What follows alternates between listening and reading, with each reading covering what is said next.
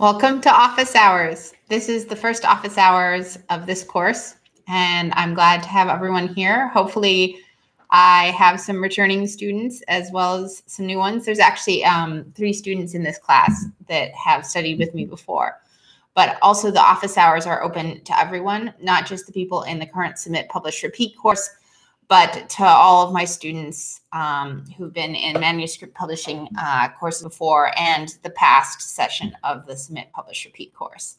So it can be an interesting mix of questions and an interesting mix of people. So welcome. I wanted to say my personal fact of the week is that after this, I am looking forward to having a hot chocolate that Jacob is going to make on our espresso machine. And I'm sure it's going to be delicious. So there's that. And bear with me. I'm a little tired this evening. I probably say that every time.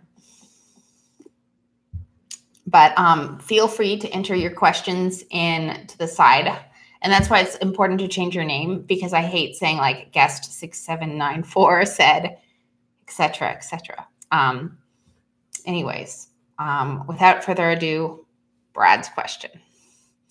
His first one is, how do real people find an agent? What are the normal financial arrangements? Who pays who? And how does that work? So this is actually like a multi-part question and pretty complicated because there are actually lots of ways that you find an agent. Often the way a lot of people do it is to do research through the writer's market, through agent query. I don't love the writer's market because it's pretty much always out of date, and because there's like not great agents in there. I wrote an article recently for Authors Publish called like the right way to find an agent. And it's a lot about how no matter how you find an agent, it starts off with research because I think it's really important not just to have a name off this big site like Agent Query or Query Tracker where you can just look for all the agents that are in your genre, but then you have to research them. You have to check them against sites like Writers Beware, which was down for a bit, but it is back again. Fingers crossed it will stay that way. And see that they're legitimate and that they have a track record. And there's things you can do to verify that on their own site. Like you can make sure that they've represented people who've been published in the last 1 to 2 years, et cetera, et cetera. But it is helpful to also have feedback from people that are actually their clients. And that happens through the forums oftentimes. So I'm just going to remind myself of the rest of Brad's question. So not only do they find agents through, these mass searches, but you can also find agents by going to conferences. Again, I would always background check everyone. I'm like at a big conference like AWP, there'll be like 5 to 7 agencies showing up with 3 to 15 agents each, and they'll all like be open to queries or pitches. So conferences are a great way to find agents. Agents do find authors, actually. Agents read a lot of literary journals, especially really well-known ones, and they'll approach authors that way. And that's sort of the 3 main ways to meet agents. There's others as well. And I talk about that in depth in the manuscript publishing course, but I can't go into too much detail about it tonight. But I can answer additional questions always over email. What are the normal financial arrangements with an agent? This is really important, is that you don't pay your agent anything upfront. If they ask for anything upfront, it only gets paid once you sign the agent gets paid is often part of that. And it's a standard set, and you don't directly pay the agent in sort of a traditional way. It happens after you sign the contract with the book publisher. And thanks for Jacob for sharing the link to the right agent article. Question number 2, is it normal or advisable to secure an editor before even approaching an agent or a publisher? And so the way this works, there's actually additional questions, but I'll start with this one, is so Brad's a short story writer. And so if you're actively submitting to literary journals, you're hopefully like getting feedback from writers groups. And maybe with that sort of feedback and based on the writing that I have read from you, it's pretty clear and clean and there's not a ton of errors, is that it's ready to be submitted more or less to a literary journal. And then that literary journal, and this is very common for short stories, might do additional editing. This doesn't happen pretty much ever in my experience for poetry, but it's very standard for fiction. I don't know why. Like I've actually had an accidental goof in one of my poems, like a typo error, and no one fixed it. And it was published and I was like, oh, it's there. I see it now. And I told them about it and they're like, oh, we never edit our poems. Like we just put it up. And I'm like, okay. And it was a very well considered journal. They published one of my favorite poets, Maggie Smith, right before me. So I was just like, okay, I guess this is how things go. But that is not the case with fiction. So you've already got to start there. So with short stories, if you really are struggling with one, I would definitely get an editor to go over it, or you have a tendency to make certain mistakes. I would definitely pay an editor to go over it, but I don't think you have to the same degree. Like it should be able to polish it up pretty well just with workshops. Like that's often how my poetry works too. With longer works like a novel, those mistakes are harder to be caught by workshops and it's harder to get that kind of consistent feedback. And so in that situation, I definitely advise getting an editor. The second part of this question is how does one do that? How much does it cost? So you can find editors lots of ways. One of the editors that we've used for a long time, Ella Peary, she does freelance editing. She's pretty reasonable. You can and I can give you her email address, but you can also like go on, and I sort of suggest that you do this to sort of find the right fit for you. You go onto a freelancing website like Fiverr and you post a job and you sort of get people to like go over a page or two of your manuscript and see based on that which one seems like the best fit. And the great thing about that is you can sort of set expectations in terms of price, like how much you're willing to pay. And different people charge different things. Like some people charge by the page, some people charge by the hour, which is better for you. I don't know. But for me, I mean, I've gotten 100 pages edited really closely and really carefully for about $75. But it really depends on the quality of editor, the relationship you have with the editor, and how expensive they are. Like I've had more expensive editors do a worse job than cheaper editors. It kind of depends where they are in their career too. So look around. Don't just assume because someone is more expensive, they're better.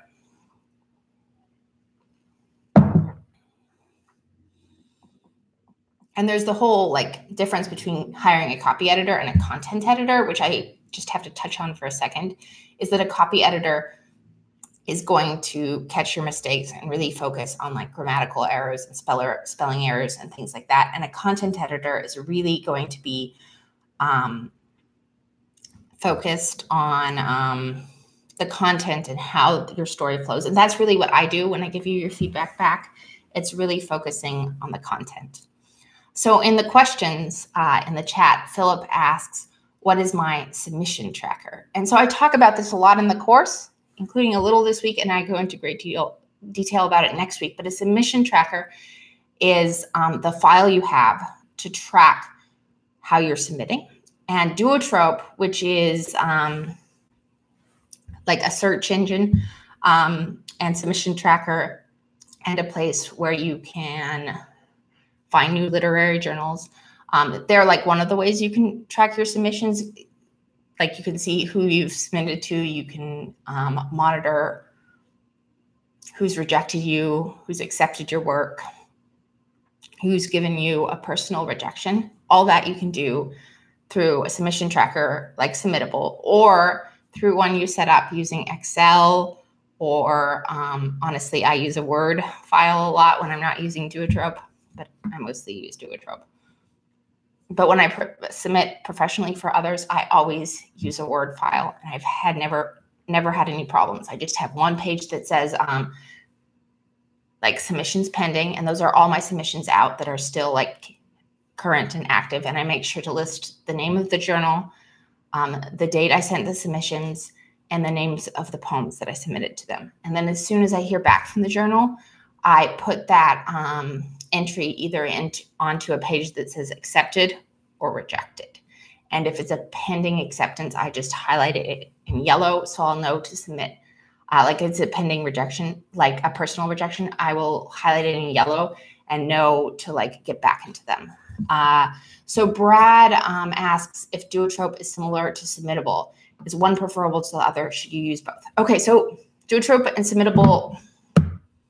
So submittable is trying to get into duotrope's business and overlap with them a little, but they really are completely separate. So duotrope is this large service that really focuses on listing all the literary journals out there. They have a huge number of literary journals. They also do agents and book publishers, but they do those things less successfully. They're really great at keeping track of what literary journals are out there, when they open to submissions, when they close to submissions, what themes they are, all of that stuff. Very important stuff. And one of the really great things duotrope does is that it takes the information from people's submission trackers and anonymously aggregates it so that you can see what an acceptance rate for a journal is or what their rejection rate is. And so I do go into this in the course, but I'm talking about it here. And so it's really handy to be able to see things just clearly laid out like that. Like some journals may have in the past been really challenging to get into and are now like have a 20% acceptance rate. And you can see that by being a member of duotrope. So that's like one of the really great services they provide. And so submittable is how you actually submit to the literary journal. So you're not actually submitting to the literary journals on duotrope. You find the literary journal and then you go to their website. And so when you go to their website, often they'll have a submission manager called submittable. I would say at this point, submittable handles about 50% of submission trackers, and they handle all the better journals. Most of the other journals that don't use submittable use email. And the way submittable works is they do now have a service where they list literary journals that are like using submittable, but they only list literary journals that are using submittable. And they also list on the same service all of the other companies that use submittable. And so writing conferences like Breadloaf, they use submittable. AWP, they use submittable. Lots of film contests use submittable. All sorts of things that aren't literary journals use submittable. So while this service does work and you can filter it by certain things, it's not excellent. And one of the other factors is that while less than 50% of journals in general charge, over 50% of journals that use submittable charge. And the reason that that is the case is that submittable charges them to use the service. And it also makes it really easy to add on a reading fee. So if you want to end up paying more, you can rely on submittable. But if you really want to have access to all the journals to understand submission, like submittable doesn't list acceptance rate, rejection rates, none of that. So duotrope really is like a kind of filter and a way that you can build your knowledge. And I really do suggest getting a duotrope account if you can, if you're serious at all about submitting. It does cost $50 a year or $5 a month. And there is a free alternative called the Submission Grinder. But it's not great and it's not updated to the same frequency, but it works basically the same as duotrope. It's just less pretty. And it doesn't have as much information because it doesn't have as many users contributing that information. Okay, so Sean's question is the convention of using literary techniques such as metaphors, similes, and other figures of speech obsolete in today's audience, or has it been replaced by more prose and easy speak? Put another way, what characterizes today's style of poetry? So I think this is an interesting question, and it's also a complex question. And I feel like I might not be the best person to answer it, in part because even the older poets that I read, the poets that were famous 50 years ago, communicate in a way that's really easy to read and to understand, at least in my opinion. There's exceptions. My all-time favorite poet is W.H. Auden, and he was never known for his clarity, although I feel like it's always there. You can always get to a point where you can understand his poems. And he's really big on the rhyming and all that sort of stuff. But a lot of the other poets that I really like that were famous 50 years ago are like much more straightforward, like Adrienne Rich and Sharon Olds.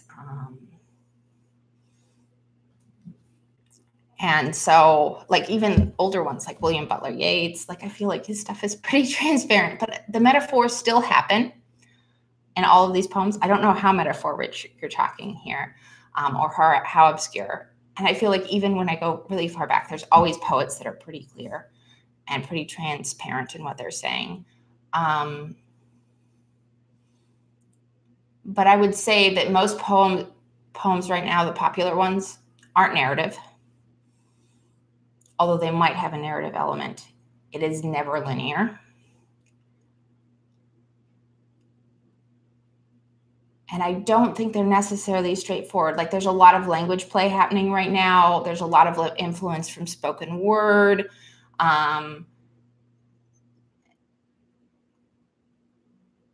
There's a lot of variety. Like I feel like right now I can point to a few poets who are super well known in the literary world, and they're not the poets that people are discussing in the world at large. Like Rumi Kapoor, who is like kind of the famous Instagram poet, and that sort of stuff. People aren't really talking about her at all in the literary world. And yet the people that we are talking about in the literary world aren't necessarily being talked about at the world at large. I think there's some exceptions to this. I think Ocean Vuong is kind of like straddling that line, partially because he wrote a novel, and I do really like his work. And Maggie Smith. But like the poets that I'm really drawn to, like they definitely have an element of metaphor to their work, but they always have some moments of clear statement. So I guess what I'm saying is that right now, your poem should be about something. I think that's very important for people. And I feel like there was a long time where poems weren't really disclosing much. They were just exploring ideas. And I think that time is not now. And it will change again and probably is already shifting. But right now, the poems that I see that seem to be the most popular, even in the literary world, are disclosing personal secrets or dealing with trauma of some sort. And some of that can be really obscure, and some of that can be very straightforward. I hope that answers your question. But I do think that it can even be regional. Like what is popular in Vancouver for poetry is not popular in Toronto for poetry. Where we lived before in Bellingham, the popular style of poetry is like more eco-poetics, which is like poetry concerned with the environment. And then where we live now in Toronto, that's not where interests lie. It's more in like interpersonal relationships, for example. And even the way things are told are very different. Like in the Vancouver poetry scene, from what I've seen, it's much more into like language play and blackouts and really obscure poems, whereas in Toronto, I think it's more traditional. And I also have noticed a resurgence, happily, of formal poetry, particularly pantoums, but also like sestinas and then these new forms. There's this new form called the bop that I really love, and the golden shovel that's terrific. So I do think there's new form coming in, and I do think that that is bringing in this literary richness that's important. Like Jackson, Jacob, why am I blanking on his last name? The book's right there. Sorry. Pardon? The poetry book. Never mind. Anyways, I'll remember it later.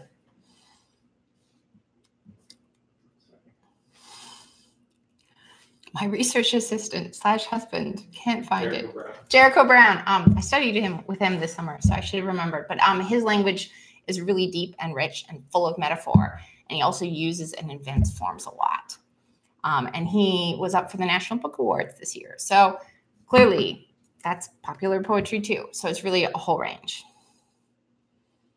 Daniel, is the convention of using I don't see where Daniel's question is. Daniel, if you're there, can you resubmit your question to me? For some reason, I copied and pasted the wrong question here. That would be great. And if not, I'll look it up on my computer near the end. Jennifer asks, how many individual poems do you need to have published a book of poetry considered by a publisher? So there's not a strict hard or fast rule. By a major publisher, the least amount of poems that were previously published in that book that I've seen were 9, but all of those poems were published by like the New Yorker, the Sun, like the major journals. None of them were published by minor journals. And I think that made a real difference. And I think that's why I'd say it's much more normal to have 10 to 25 poems in your book be previously published. And some of those poems will have been published multiple places. So by a new journal and then by a reprint, or by a journal and then an anthology.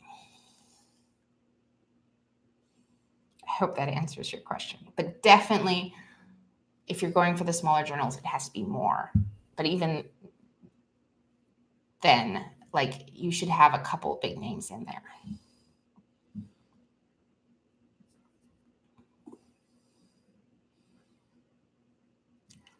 Guest 7963, I'm sorry, there's no name for this, said, if a professor published your work in a small book at a university and many years later, a few anthologies picked up your work and then you put a whole collection out, is that bad form? I've heard somewhere that going with a collection before lots of journal publications could ruin you. Is that true? So I don't understand every aspect of this question, but I'm going to try and answer it as best I can with some clarifying questions thrown in.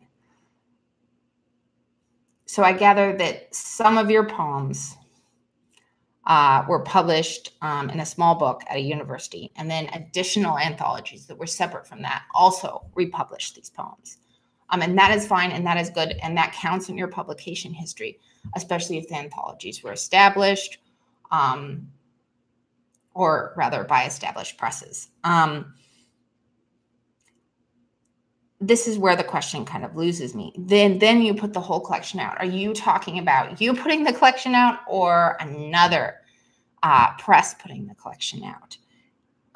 Because if you put out a whole collection, like a chapbook is understandable, and most people have no problems with self-publishing chapbooks.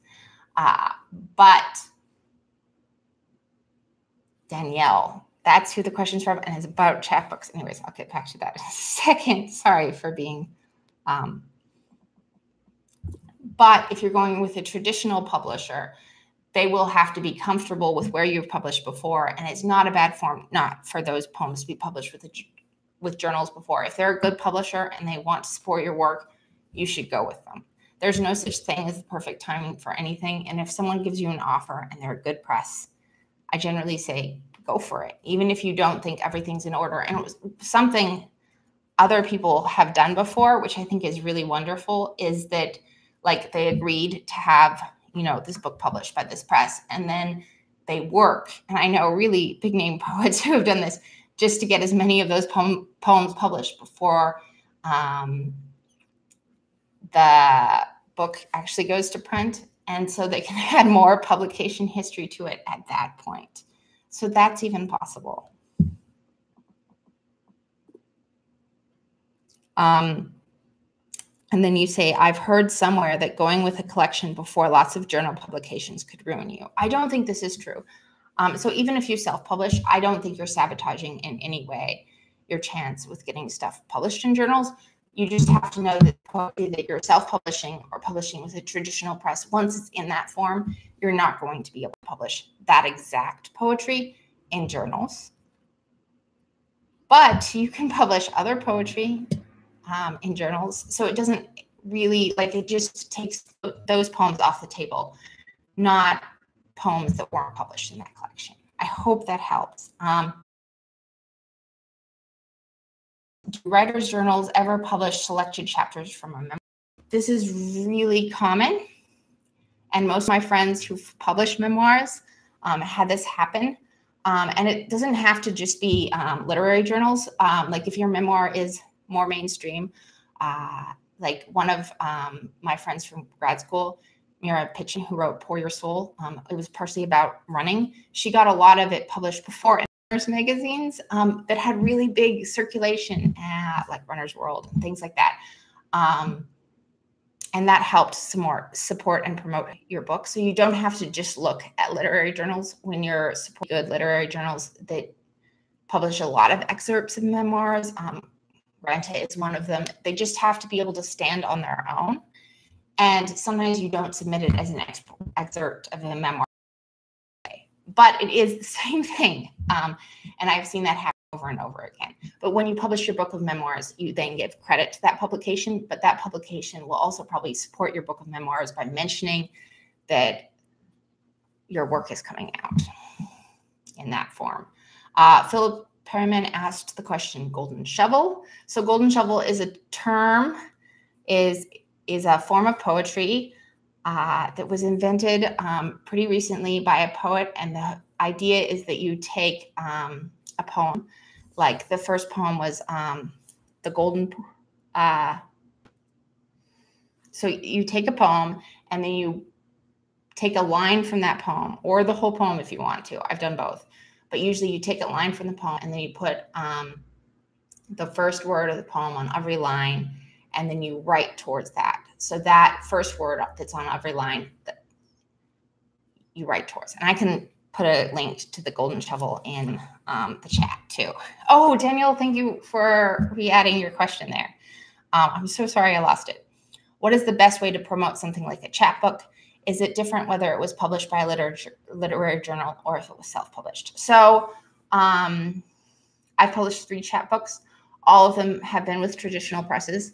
And it's an interesting process to promote a chapbook. The best way I found to promote a chapbook was sending out review copies to magazines and to websites like Poetry Daily that publish poems from chapbooks and from already published books on their website. That was one of the really great ways I found of promoting it. But then one of the other ways I found to promote my chapbooks was by getting in contact with all of the literary journals that published one of my poems that went into that chapbook, and all the literary journals that just had published my writing in general. And I said, oh, I have this chapbook coming out, and, you know, could you promote it? And some of them were like, we'd love to review it too. But all of them put it up on their Facebook or put it up on their social media or put it up on their website. And I did sell a lot of copies that way. And it didn't matter. None of them were like, who's your publisher? It does not matter. So the wonderful thing about chapbooks versus full-length manuscripts in terms of poetry is that it doesn't make a big difference if they're self-published, because that's historically what they were for a large part of the like chapbook scene in the modern era. And I think they're a really good thing to self-publish, and review presses generally don't care either. So just treat it as if it was published by a small chapbook press and you should be fine.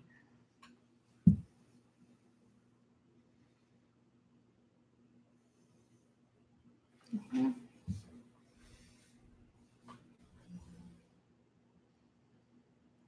Jennifer Eagle asked, what is your view about submitting to contests versus journals? Should you limit contests, for example? So I do actually cover this in the course, but you wouldn't know that because it's way at the back. is that I don't love contests. One of my first experiences when I was a graduate student at Sarah Lawrence was I got hired as an intern for a small press. And I later saw what the call for submissions that they like sent out to like the little advertising blurb they put in Poets and Writers and all sorts of other magazines.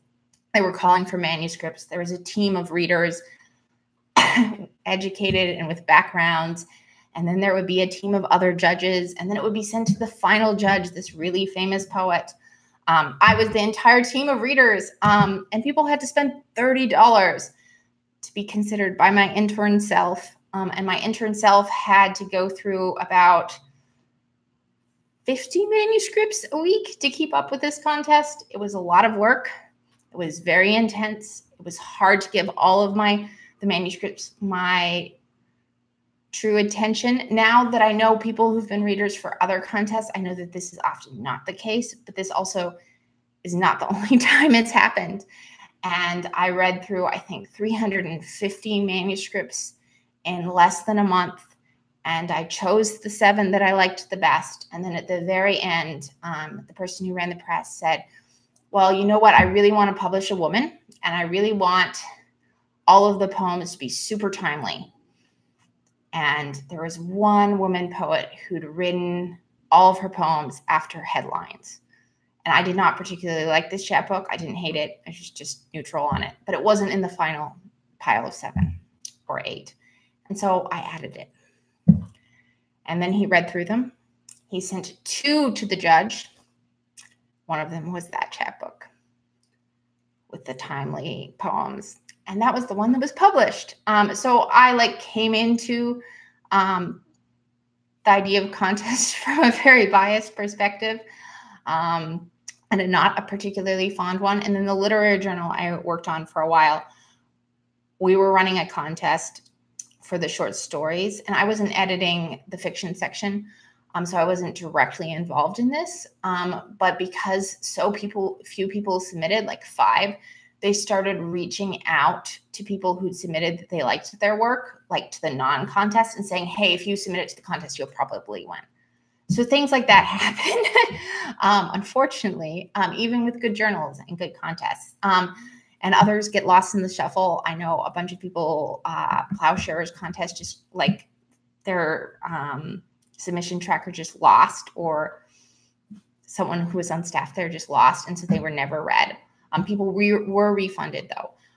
So the thing with contests versus journals is that contest winning one can really help your reputation in huge ways, but no more than being published by a really major publication. But it can be easier to win a contest than to be published by a major publication. So that's something to keep in mind. But I would really focus on submitting to literary journals and keep contests at a limited and small number, because some things are unavoidable. To get your first book of poetry published, if it's by a serious publisher, you're probably going to have to pay a lot of contest fees. Our friend who won the Autumn House contest did the calculations and discovered that her prize money, which was $1,500 at the time, she'd already spent it entering all the contests. So it kind of $15 here, $10 there. It doesn't seem much at the time, but it does really add up, especially if you're on a budget. So keep that in mind too. So I would say I would not submit to more than 1 contest a month, and I would try and look up that contest online, because some contests have issues with them. There is also some contests where just by entering them, you get the journal for a year, a subscription to them. And those I feel much more warm about. And I think at least you're getting something good out of it. So I do encourage, if you are going to participate in contests like that one. Okay. Are there any more questions? Any follow-up questions? I'm sorry, I went a little long. I don't usually go this long. I don't see any follow-up questions there, but I am going to speak just for a second about the new course I'm going to teach. It's brand new and I'm super excited. And all of my other courses were sort of based on ebooks initially. And this one, I started from scratch, and I wrote it a little based on my experience teaching the course for manuscript publishing. And the idea is that it is about writing your novel. It starts with scratch with this idea of having a brand new idea, and then sort of follows you through the first 20 pages, which I give feedback on.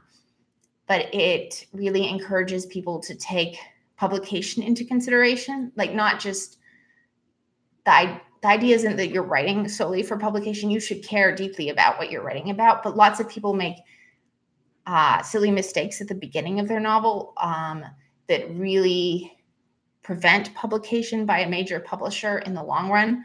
Like there's a lot of middle grade novels that I've read, like as a submissions advisor, these weren't published, that had adults as main characters, and this will never be published in the history. It's never been published unless, you know, the adult is dying, and even then there's all sorts of rules surrounding that. So I bring in all sorts of publication factors as part of this, and it's a really exciting course, and I really enjoyed what I've done on it so far. And I'm starting a new novel myself, and so it's been like super motivating and super fun. So, oh, and Philip Perlman asked, when and where are we going to send the 10 poems asked for? I think it's this week. Okay, so I answered your question during email, but the assignment, every week there's an assignment block. So there's 5 days of lessons. And then at the bottom, there's an assignment block. And that's where you submit your poems. And you can submit them now. You could have submitted them a couple days from now. And as soon as and the thing is, before the submission deadline, I don't have as many. Usually I get them all at once right near the end. People also submit them late. So I'll give you faster feedback if I get them before actual Friday. But yeah, as soon as the week starts, you're able to submit for the assignments. Any other questions? Okay. Thank you so much for bearing with me and my loopy brain. I'm very grateful for everyone that is part of this course. And I'll see you in 2 weeks. Bye.